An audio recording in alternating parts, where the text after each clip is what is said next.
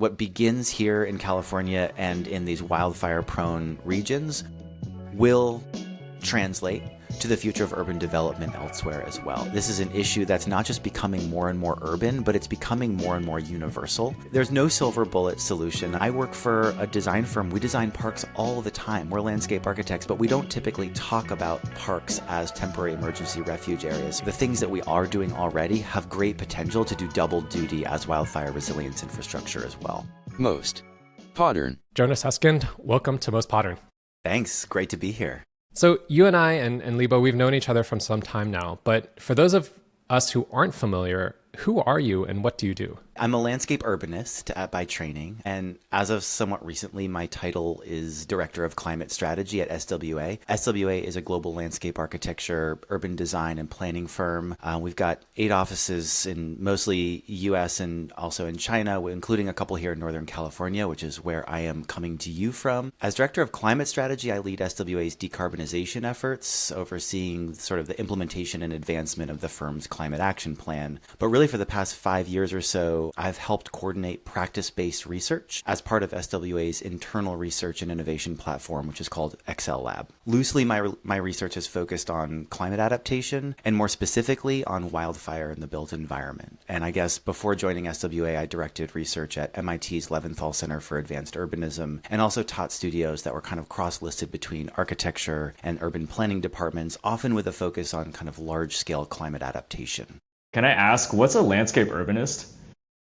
So I like to use the word landscape urbanist. I was trained as a landscape architect, but I've never really practiced landscape architecture. I mean, I think for me, I got into sort of landscape architecture by way of interest in the built environment very broadly, and I've considered myself an urbanist throughout most of that time, and I think I bring an urbanist lens to the work that I do. I also try and make all of my work centered around landscape systems and nature-based solutions. And so I think landscape urbanist is the moniker that I've selected. Actually, I'm borrowing it from Alan Berger, who I've worked very closely with at MIT, who I think is the first person I heard use the term to describe themselves professionally. Well, I think to a layperson's ears, it sounds like a little bit of a paradox, right? You have cities and then you have landscape, and how do they coincide? Well, I think that your expertise and your research shows exactly how that's happening. But I want to take a step back first. You talked about wildfires, and one of the things that feels like it's happening more and more is this natural disasters, which is occurring more frequently around the world. In California, where we are, wildfires are a big deal. But in other places, it has to do with water, it has to do with drought, it has to do with other issues related to climate. Yet preparing for this discussion, I was realizing that natural disasters seems like it doesn't seem to be right anymore. It seems like a lot of these disasters are happening unnaturally in the sense that they're being affected by humanity's impact on the built environment.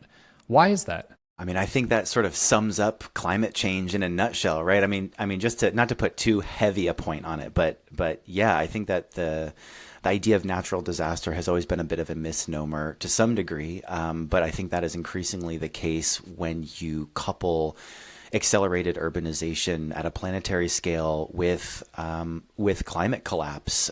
What we're seeing is just the kind of staggering multiplier effects of these two things coming into direct contact and therefore conflict with one another in kind of an increasing way. A lot of my work tries to unpack this idea by really, really zooming out and trying to get a better understanding of what the story of 20th and maybe more importantly today, like 21st century urbanization is. Our whole generation has been told again and again and again that the planet is urbanizing. The planet is urbanizing. People are moving to cities. By 2050, half the world's population, 80% of the world's population will live in cities. Whatever those statistics continue to be and change, the story has always been about people moving to cities. But if you really look at the data, if you really unpack how urbanization is unfolding today, people aren't moving to cities today to inhabit their urban cores. They're moving to metro areas to compete for space along the sprawling edges of these larger metropolitan areas where there's some potential for affordable housing still.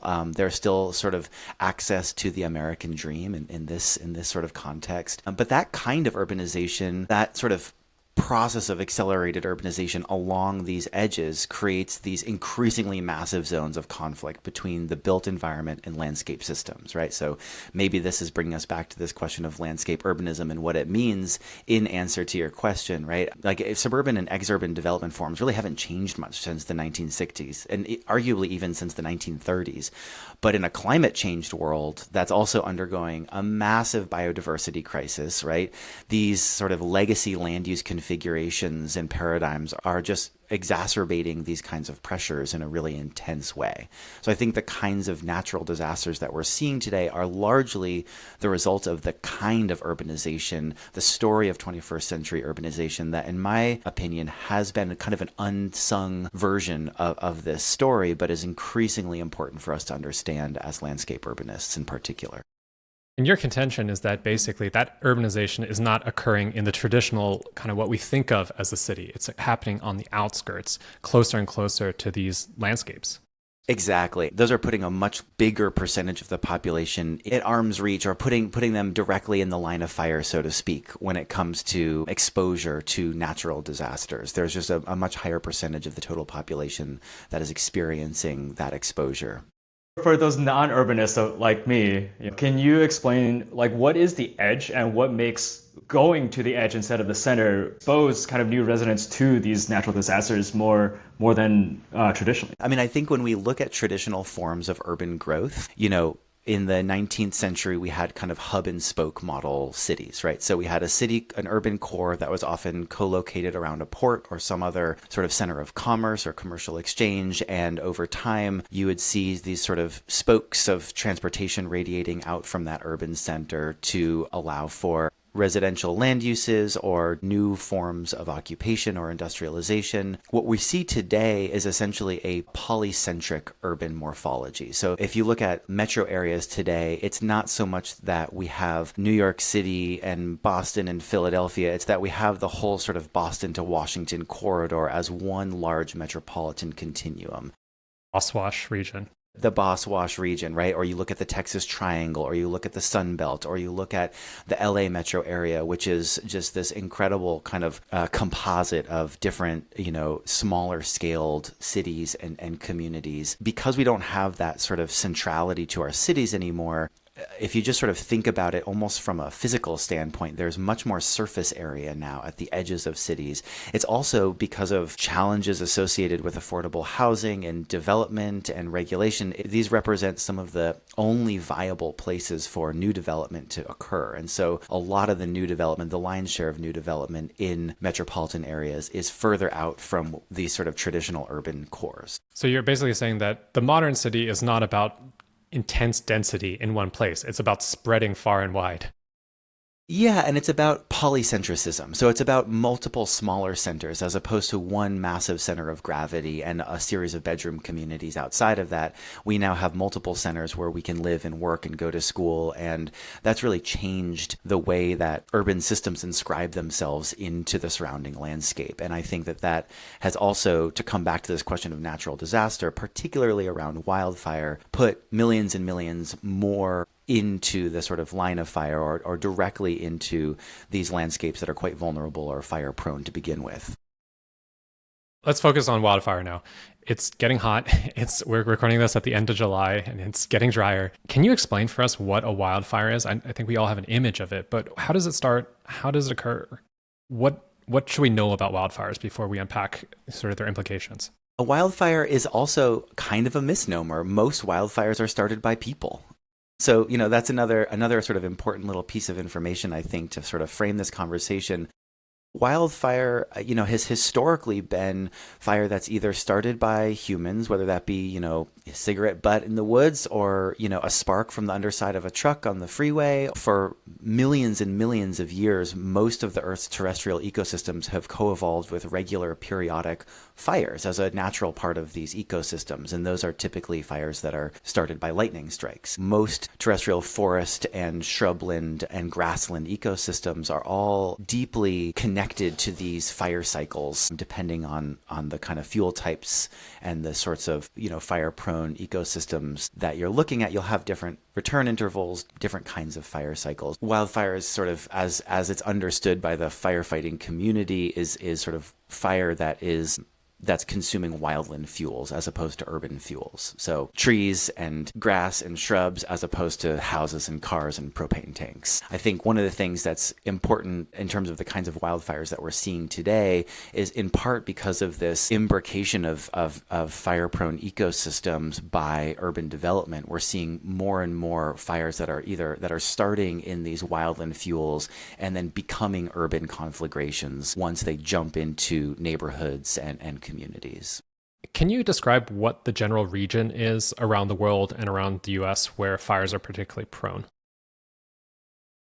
Yeah, typically we're talking about Mediterranean climates. So the Mediterranean basin, California, Australia, Chile, and parts of Argentina, but places where the majority of seasonal rainfall is happening at one time of the year, typically in the winter or the cooler season. And then as temperatures warm regionally, vegetation dries out and that landscape becomes much more combustible. What makes a particular area fire prone? Generally, it has to do with climate and fuels, right? So, a lot of California is a kind of a Mediterranean climate. When you look at the history of Mediterranean civilizations, there is so much fire in that history, right? And so if you have a region that has seasonal rainfall where a lot of the year it doesn't rain, that vegetation dries out and becomes really combustible.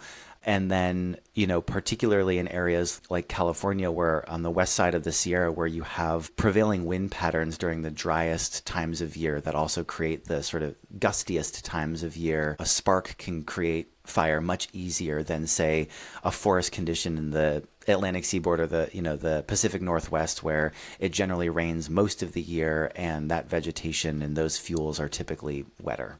A lot of that geographical stuff, a lot of the climate stuff, we can't necessarily control. But what is it about wildfires in particular that are maybe overlooked? Obviously, we've seen images. LA happened almost half a year ago. It's really horrific images. Communities totally decimated. But aside from destruction and loss of life, which are obviously really painful, what are the other consequences of wildfires that people maybe don't think about? Besides destruction and loss of life, wildfire, there's so many ripple effects. One of the things that I think we have started to think about quite a bit more is the incredible carbon impact of fire, right? So, large wildfires are essentially releasing, hundreds and thousands, if not millions of metric tons of carbon into the atmosphere, kind of perpetuating this sort of like perverse cycle of global warming and drought and desiccation and more fire. The other thing that I think we're starting to understand more and more is the knock-on effects of wildfire, in particular smoke and smoke exposure. So when we saw the wildfires from a couple of years ago throughout Canada, we saw these plumes of smoke that were stretching out across the Atlantic seaboard and all the way across the Atlantic Ocean to Western Europe. And people were breathing in that smoke in Western Europe from Canada. And so with the kinds of mega fires that we're seeing today, we're not just looking at loss of life and structure damage and the immense costs of insuring properties and rebuilding, but we're also looking at the destruction of soils, really some serious ecological challenges, and a lot of these sort of knock-on effects that have to do with increased carbon emissions and smoke and other sort of noxious chemicals as well. Have you ever wondered why housing is so expensive, why traffic never improves, and why new buildings all look the same? If you're trying to make sense of how the built environment actually works and what could make it better, make sure to subscribe to Most Modern on YouTube or your favorite podcast app so you don't miss an episode. If today's discussion resonates with you, give us a like, drop a comment, share the episode, and help us push the conversation forward.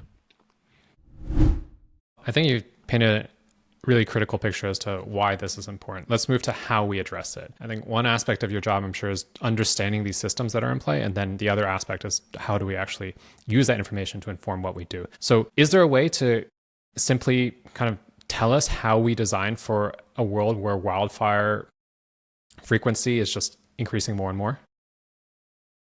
I wish the answer was yes. Here's the solution, and let me write out a recipe for you. But no, there's no silver bullet solution. I mean, this is like all kind of environmental resilience thinking. It's really a both and proposition. I think we need to radically increase our basic level of education and awareness around wildfire as something that we're living with more and more as communities and as a society. Fire resilient design, to be totally honest, it's not radically different from how we're designing communities in cities today. I think the key is really in finding ways to layer on the sort of hazards associated with wildfire, to expand the design briefs that were given in the first place, to incorporate things like vegetation management, defensible space, access, egress, and evacuation routes. There's also a major opportunity here for us to think more about temporary emergency refuge areas as part of the built environment. Anecdotally, in 2018, when the town of Paradise was completely consumed by the Camp Fire, a study was done a couple years later that kind of looked at that fire event and tried to come up with some best practices for designing in these sorts of challenging spaces, particularly around evacuation routes. And one of the things that the study noted was that I think as many as 80 people were anecdotally driving out of Paradise, recognized that there was no way out,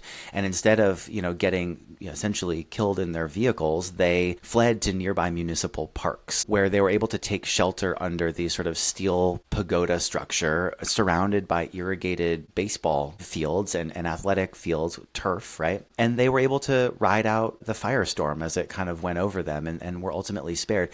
I mean, I work for a design firm. We design parks all the time. We're landscape architects, but we don't typically talk about parks as temporary emergency refuge areas. So I think a big piece of how to design communities to be able to withstand these fire events moving forward has to do simply with connecting the dots and understanding that the things that we are doing already have great potential to do double duty as wildfire resilience infrastructure as well. I would like to double click on that a little bit. Can you give us maybe some big examples of, hey, these are some dots that everyone should be connecting right now?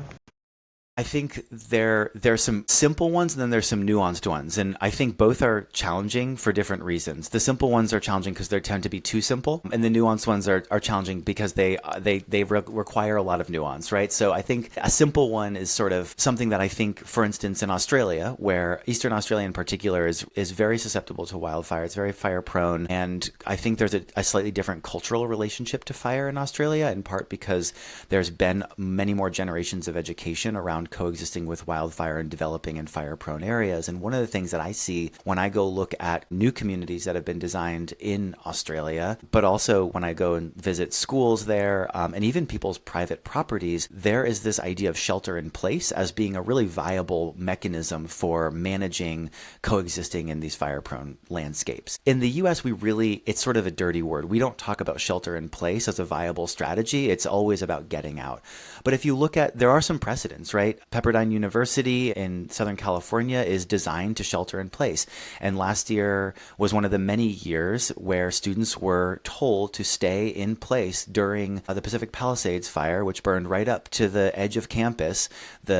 Campus was telling the entire campus community to stay in place, and that the campus had been designed to withstand exactly that kind of fire event. And sure enough, there's very, very little damage there. The Getty Museum is designed the same way. There are examples in the US of shelter in place as being a kind of an ethos within which design can produce better outcomes, but it's also scary and it's in some ways too simplistic, right? And then I also think there's more nuanced questions about what happens between jurisdictional boundaries. I think that's one of the real challenges for design in fire-prone landscapes is, well, you've got an HOA that abuts a national forest. Whose responsibility is the threshold between those two conditions and those two land uses? That tends to be one of the biggest challenges that we face in urban planning and design around wildfire. But I think there are so many things that can be done to alleviate some of the risks associated with those thresholds.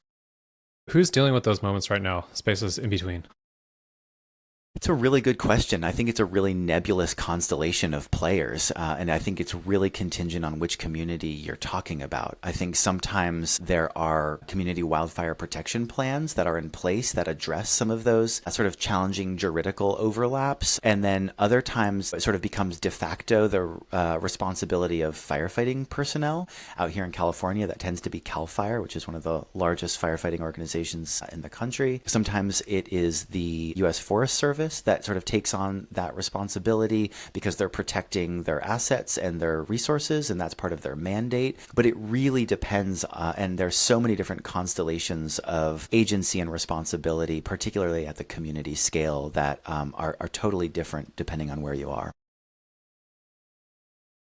What about the individual homeowner or the individual resident? What should they be aware of when they either, say, decide to move to a fire-prone area or are renovating their home or maybe building a new home? I think to answer your question in sort of a roundabout way, the thing that I would advise people, especially people who are moving to fire-prone landscapes that haven't lived in fire-prone landscapes before, which again is a huge percentage of the people that are moving into these wildland-urban interface zones or these high fire hazard zones, are people who have no experience with previous fire events, right? So there's a huge educational deficit that a lot of people moving into these areas start with. There's sort of the clear stuff, and that has to do with home hardening. So home hardening and bringing, especially if you're buying an older property or moving into an older property, bringing that property up to modern fire code is going to be one of the most important things you can do to decrease your chances of structure loss.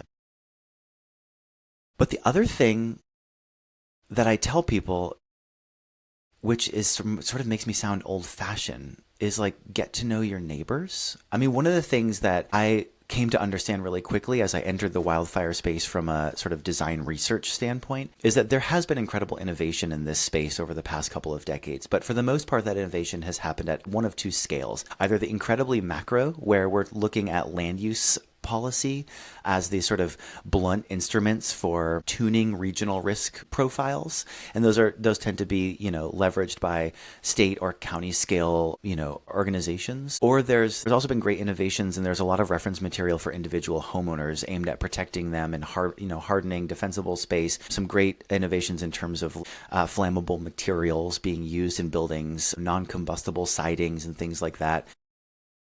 But what's really been missing for a long time is guidance at the community scale, and also responsibility at the community scale. This sort of becomes that magical moment where if we can figure out how to slightly scale down some of the kind of really high level land use planning ideas and sort of moderately scale up some of the ideas about home hardening and defensible space to meet the needs of an entire community, I think that's the sweet spot for engaging designers and planners moving forward. And I also think that that's the sweet spot in terms of gaining agency as a homeowner or as a resident in some of these communities as well.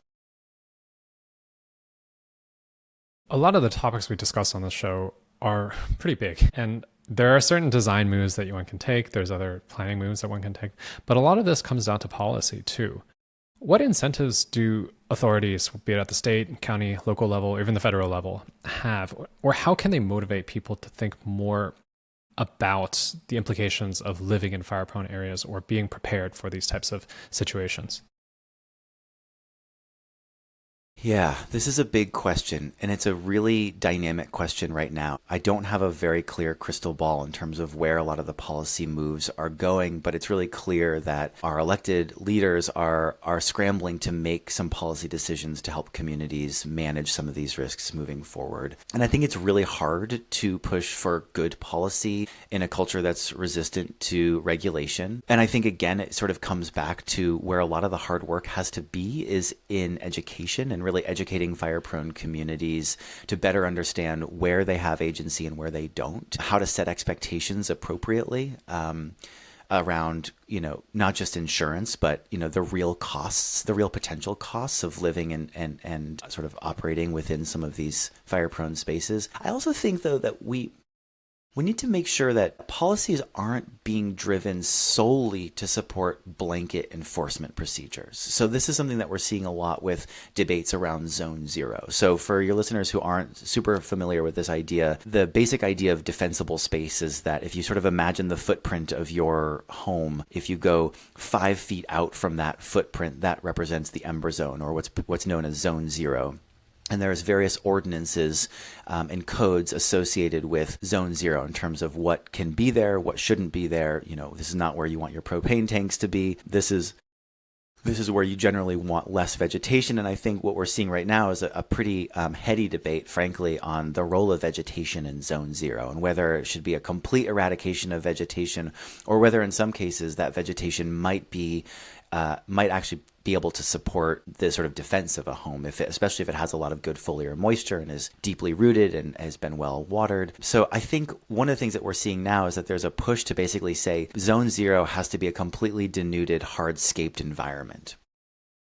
I think the reason we're in the sort of policy being shaped that way is because it makes it so that firefighting personnel can do the enforcement. They can literally drive by a home at 30 miles an hour and look out the window and check a box. But I think when we develop policy that is too oriented towards a very sort of simplistic understanding of the sort of performance value of a landscape or of a space within the built environment, we often kind of cut off our nose to spite our face. And so I think that future policy around this topic really does have to be nuanced, and it has to open up spaces for different kinds of agencies and organizations to help support enforcement in ways that work for everybody. I think this is an interesting topic to get into because on the architectural side, we're also experiencing that. There's a lot of cities, jurisdictions that are pushing for single stair residential buildings because it helps with the design and the pro forma, and you could build basically more units. On the other hand, you have the fire commissioner or the fire department saying, look, we need those stairs to do our jobs. Now, it's hard to argue with that, right? Like this is literally about life and death. This is about health and safety. So how do we advance that conversation to make it more nuanced, as you're talking about, instead of it just being sort of like a winner take all kind of zero sum game? I think we have to do more research, and we have to be willing to invest in that research. And that research has to be applied. It has to be in situ. It has to be well coordinated within the community. I mean, one of the things that's very clear about fire-prone landscapes is that a community like Paradise in the foothills of the Sierra, which is, you know, a kind of a legacy city that really came out of the gold rush, essentially, compared to a community in Southern California that was built in the 1960s, like Altadena, for instance. These are really different community profiles. They represent a really different forms of urban development that have their own associations with risk, especially fire exposure. But at the same time, you have really different landscapes. And when you're talking about ponderosa pine and these sort of big forested landscapes, which did evolve with fire and kind of need fire in order to be healthy from an ecological perspective, that fire is really different than the kinds of fire that we see in chaparral landscapes in Southern California, for instance. And what's chaparral? So chaparral is shrubs, very resiny, oily, very combustible shrubs that love fire, and the kinds of pre-colonial fire regimes that would have been occurring on the landscape in Southern California are typically what we call stand replacement fires. So they burn really, really hot. They completely replace that stand of vegetation. New vegetation grows very quickly. Whereas in a forest ecosystem, fire is happening mostly along the forest floor. It's cleaning out underbrush. The trees themselves have really thick bark. That is an evolutionary trait. That is a sort of adaptation to frequent periodic fire. So fire sculpts the landscape in really different ways. And I think this is why you can't have blunt policy instruments that are overlaid onto these really nuanced, socio-ecological systems and processes. So, if you're trying to enforce policy the same way in Paradise as you are in Altadena, you've got a completely different set of realities, both ecological and social and demographic and political for that matter. And so it's really hard to come out with these sort of blanket stipulations for how landscape performance needs to be organized around like a kind of a black and white idea about vegetation management. So I think we need more research. And in fact, we're seeing some of that now. I mean, there's been this incredible cadre of volunteer sort of citizen scientists, as well as bona fide scientists, I should say, who have gone out into the aftermath of Altadena and have very clearly mapped the relationships between existing vegetation and structure loss. And one of the interesting findings is that in many cases, especially where you have larger mature trees that are sitting right above a house, instead of the tree actually being a conduit and bringing fire into the house, it actually kept embers from landing on the house. And in many of these cases, structures were saved by the vegetation as opposed to the other way around. And so I think what we're seeing is that there's room for nuance. There's much more capacity for a much deeper understanding of that nuance, and it has to be location specific. And so I think, doing research in these communities, especially citizen-led research, is going to be key to understanding the best ways to enforce the most meaningful policies moving forward. Jonah, you talk a lot about education, you talk about research, and you talk about the need for nuance, which is often made easier if there's a higher level of common understanding. So who out there right now is kind of doing this right for fires?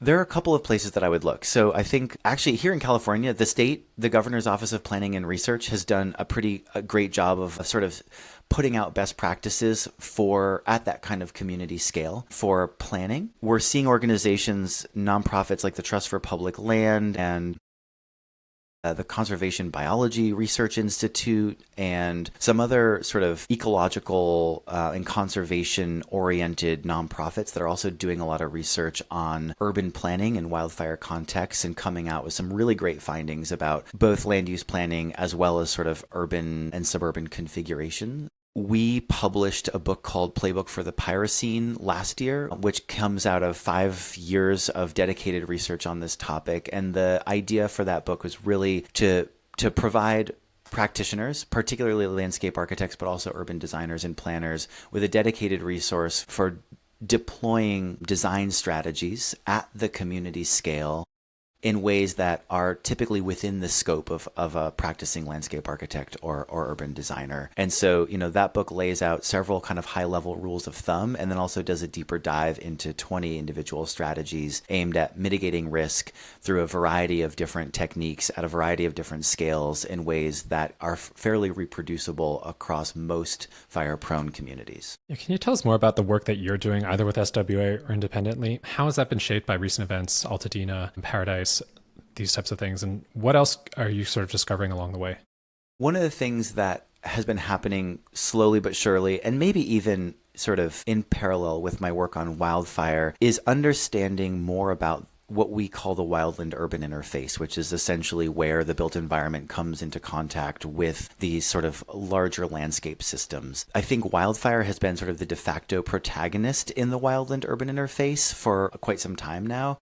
But a lot of my research and a lot of my work has started to look at the WUI or the WUI as actually a really important and underrepresented site for future design engagement more broadly. And so trying to understand that these spaces at the edges of sprawling metropolitan areas, they really do represent where people live. Right. And I think and sort of where people work, they really represent the kinds of urban conditions that make up first century urbanism. And I think that the design community we turned our back on the suburbs, back in the 60s, frankly. And I think it's high time that we sort of recenter the fringe in our work. And so, for me, the Wildland-Urban interface is also, it's so many collisions. It's where these giant systems are coming together in the most dynamic ways, right? So these are places where you're seeing the need for new forms of rural economic development. We're seeing the need for better food systems and food sovereignty. We're seeing these collisions between the built environment and habitat loss. This is where we're also seeing like zoonotic disease transfers are starting to increase in these areas. This is also the most overt manifestation of the urban-rural divide in American politics, right? It's like this is where you have these communities that are both red and blue. This is where so many of the most contemporary contestations in our urban environment are happening. So for me, a big part of what I've been doing with both my research and my practice more broadly is really working to recenter the edges of these metro areas as future sites for much more rigorous design engagement more broadly, not just through wild. Would that picture look like? If we were to kind of crystallize it as a moment, what would we see? The WUI. The WUI. This is a great question. I don't know. I am currently working on developing an atlas of the American WUI, and I don't think that I could synthesize it for you in a pithier way than the sort of bound volume of observed conflicts. But I think in a nutshell, the WUI is a place of constant conflict. It is where opposing worlds come together. I think in some ways it is also the sort of contemporary version of what's left of the original sort of frontier ideology in the United States. I think the frontier has been atomized into these smaller and smaller kind of pockets of rural moments that are interspersed and interspliced with urban development. So I think, in a nutshell, what you see is constant conflict between opposing worlds, particularly between sort of social worlds and environmental worlds, if we could possibly pull them apart. That doesn't necessarily have to mean housing, right? Like that's not necessarily settlement. It could be infrastructure. It could Absolutely. be, I don't know what else there's. Commercial work, industrial kind of stuff. Yeah. It's human versus nature, essentially. Is that what you're saying? Yeah, but I don't want to undersell the degree to which housing is a massive protagonist in this space as well. I mean, the housing affordability crisis is affects the wildland-urban interface dramatically. So does labor, for that matter. Especially today, we sort of have to sort of think about where there is room for affordability and where there is room for a labor-based economy and how those things fit into particularly sort of the American version of urbanized space. I think one of the most interesting things about the wildland-urban interface, and this relates a little bit back to wildfire as well, when we look at other natural disasters, to come back to your first question, particularly when we start thinking about like flooding. These are almost always happening in low-lying communities that have often been redlined or are post-industrial sort of leftover spaces, which typically disproportionately affect working class, Black and brown communities that have been relegated to these spaces that we know flood, because flooding is something that is fairly predictable. We can essentially use a bathtub model to understand flood dynamics. Fire dynamics are so much more, dynamic. And the WUI is a place where the rich and famous are looking to sort of build their estates and inhabit these areas that are nestled into the landscape. Like it's, from a real estate desirability standpoint, people want to live close to nature. People want to live on a ridgeline. People want to live in a canyon nestled into the redwoods. Like these are places that are highly desirable. They're also the places at a higher level where counties that are on the hook for increasing the amount of housing that they can coordinate and that they can accommodate are having to shunt a lot of their new development, particularly their affordable development. And so you end up with this really precarious populations that are living in these wildland-urban interface areas that are further from transit, further from other sort of utilities, further from social services, and are sort of relegated to these much higher risk zones. And then you also have this extremely desirable parts of the wildland-urban interface that kind of, again, it sort of brings this really unique kind of dynamism to a singular land use category. Muted. Alex, Muted, you're muted. Alex. My bad. Well, I want to ask you to project then. What is that going to look like potentially? I know you're thinking about this right now, but what could we expect in a wildland-urban interface that is better integrated for this connection between human activity and nature? Well, yeah. Okay. So to project, I think, again, it takes a village, right? So I think to project, I think what is required for that vision to come to life is a really active consortium of citizen participants. I think that we really need community scale protection and planning. I think we really need to better understand the role of development along these edges as it relates to all of the downstream effects, both socially and ecologically. I think we need a lot more social infrastructure in these places. I think when we develop at these sort of precarious edges of metropolitan growth, we can't build the community without building the social infrastructure. that comes with it. And, that comes at a cost, but I think that cost is negligible compared to the cost of the aftermath of a traumatic fire event like the ones that we've been seeing. I think that what we really need is just, I wish I could give your listeners something sexier, but we need a lot of pragmatism. We need really pragmatic ways of negotiating between the trade-offs that are out there that are coming from really disparate context. Like, we need the housing. We also need to make sure that we're putting that housing in places that isn't exacerbating these sort of risk profiles for those communities. And we need to do all of that in a way that's really hyper conscientious of the kinds of feedback loops between urban development and the sort of configuration of urban elements, and then the feedbacks between those things and wildfire risk, right? Because it's a pretty nefarious or pernicious feedback loop that we start to get into when we are developing outside of those pragmatic bounds. All of our listeners are pragmatists, so they do think, all your proposals are very sexy. So you have no worries about that. Like Alex is a lot closer to a fire-prone area. I live in New York. I live right next to the East River. Probably not going to burn anytime soon. So for someone like me, why should I care about fires? Well, I mean, first of all, you were probably choking on smoke last year and maybe even the year before that. Second of all, we saw 2 years now within the past 5 where we saw massive wildfires in New Jersey, not too far from you. And I think third is, I'll just say this is one place where we're going to see so many new policy frameworks. We're going to see new codes and standards and statutory levers come onto the playing field in California and the American West. There's going to be adaptations. California and the American West is adapting to a new reality. And that reality is much more frequent and much more severe mega fires that are happening almost every year now. That represents a huge swath of the American population and a huge swath of, the next generation of urban development.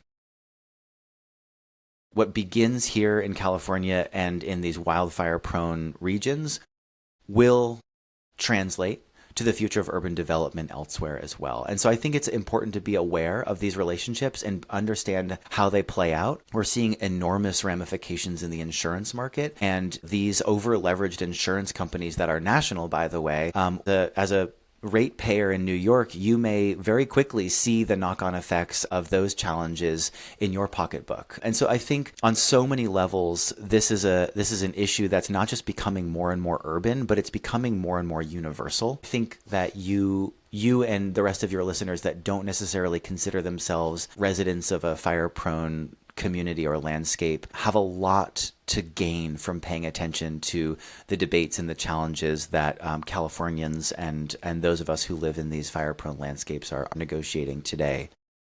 Yeah, I just want to build on that as a knock-on effect. It's very hard to build with CLT, cross-laminated timber or mass timber right now, because it's very hard to get it insured.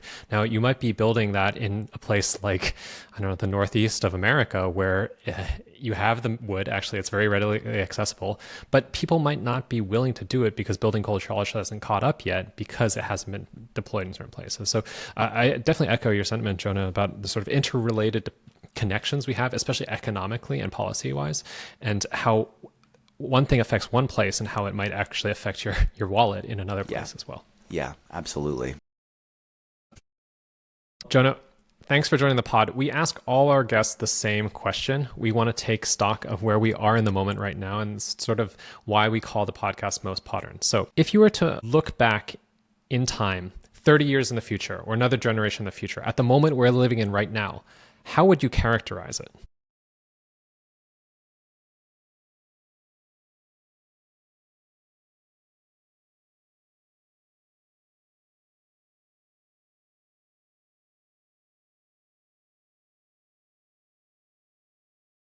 think I would characterize it as being on the precipice. And I think maybe that is not a very unique response to this question. I think probably for generations, we've considered our generation on the precipice of something big, some radical transformation. But I think we're on a lot of sort of unstable precipices at the moment. And I think when we look back 30, 40 years from now, we will see this moment as one of extreme turbulence on one hand, we'll look back and we'll see ourselves at the very, very edge of a series of tipping points. Exactly what those tipping points are, I think there's a lot to choose from that are all quite realistic and probable. But if I were to throw a dart at the board and pick one, I really think that we'll look at this moment and we'll see an incredibly important precipice, particularly one that's centered around the loss of biodiversity, and the effects of that, I think we'll feel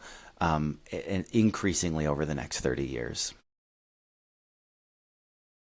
No, I think that's something that gives a lot of meaning to your work right now, to try to make sure that we navigate this moment in a sustainable and a way that we don't kind of look back on with a lot of regret. But look, Jonah, thank you so much for coming on the show and talking to us about fire. I know it's a very complex and nuanced issue, but you did a wonderful job explaining how it impacts the built environment right now. You do a lot of work for SWA, and I think you continue to do that both in your day job, but also independently, I know. If people want to find out more about this stuff, your research, more about you, where could they go?